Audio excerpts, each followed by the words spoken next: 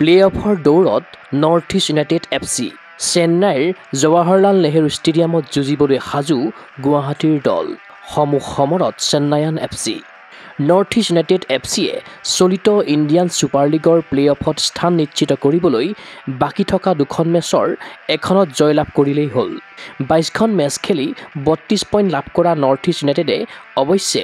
অন্তিম খেল দুখনত ড্ৰ খেলিলেও যোগ্যতা অৰ্জন কৰাত সফল হ'ব দুখন মেচৰ পৰা 2 পইণ্ট লোৱাটো কিন্তু গুৱাহাটীৰ দলটোৰ বাবে জৰুৰী সোমবাৰে চেন্নাই জৱাহৰলাল নেহৰু ষ্টেডিয়ামত অনুষ্ঠিত হ'ব লগা এখন গুৰুত্বপূৰ্ণ মেচত আলহী দল নৰ্থ ইষ্ট ইউনাইটেডে ঘৰুৱা দল চেন্নাইয়ান FCৰ বিৰুদ্ধে খেলিব আনহাতে লীগৰ নিজৰ অন্তিমখন মেচ নৰ্থ ইষ্ট ইউনাইটেডে শ্বিলঙত ইষ্ট বেংগল FCৰ বিৰুদ্ধে খেলিব চেন্নাইয়ান FC ইতিমধ্যে প্লে অফৰ দৌৰৰ পৰা আঁতৰি আহিছে সেয়েহে সোমবাৰৰ মেচতে নৰ্থ ইষ্ট ইউনাইটেডে প্লে অফ নিশ্চিত কৰাৰ লক্ষ্যৰে খেলিবলৈ সাজু হৈছে নৰ্থ ইষ্ট ইউনাইটেডে এইবাৰ ঘৰত জয়ৰ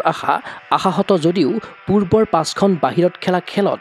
অপৰাজিত হৈ ইয়াৰে 3খনতে জয়লাভ কৰিছে এই সফলতাই নৰ্থ ইষ্ট ইউনাইটেডক চলিত ISLত দলটোক অভিলেখৰ আটাইতকৈ দীঘলীয়া অপৰাজিত যাত্ৰাৰ গৌৰৱ প্ৰদান কৰিছে ইফালে নৰ্থ ইষ্ট ইউনাইটেডে এই ছিজনতে বিপক্ষ গ'ল বক্সৰ বাহিৰৰ পৰা 10টা গ'ল দিছে যিটো ISLত সৰ্বাধিক গ'ল বিপক্ষৰ খেলপথাৰত শক্তিশালী প্ৰদৰ্শন কৰা গুৱাহাটীৰ দলটোৱে যোৱা 4খন খেলৰ 3খন ক্লিন চিটৰ ৰেকৰ্ড কৰি সামগ্ৰিকভাৱে 2024-25ত 6টা শাট আউট কৰিছে আৰু এয়া প্ৰতিযোগিতাত পঞ্চম সৰ্বাধিক সোমবাৰৰ মেচখনত ইতিবাচক ৰণনীতিৰে ফুটবল খেলাৰ ওপৰত গুৰুত্ব আৰোপ কৰিছে নৰ্থ ইষ্ট ইউনাইটেডৰ সহকাৰী প্ৰশিক্ষক নৌচাদ মুছাই মেচৰ পূৰ্বে অনুষ্ঠিত সংবাদ মেলত সহকাৰী প্ৰশিক্ষকগৰাকীয়ে কয় এনেদৰে চেন্নাইয়ান FCয়ে একো হেৰুৱাবলগীয়া নোহোৱাকৈ মেচখনত নামিব কিন্তু আমি লক্ষ্যত উপনীত হোৱাৰ মনোনিৱেশ কৰি ভাল ফুটবল খেলাটো গুৰুত্বপূৰ্ণ Chennai is coming in with nothing to lose and we have to stay focused we have to control our emotions actually I'll say that because it's very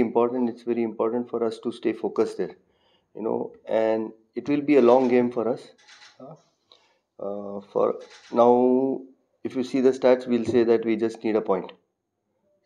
but what is important is we play good football and the result will come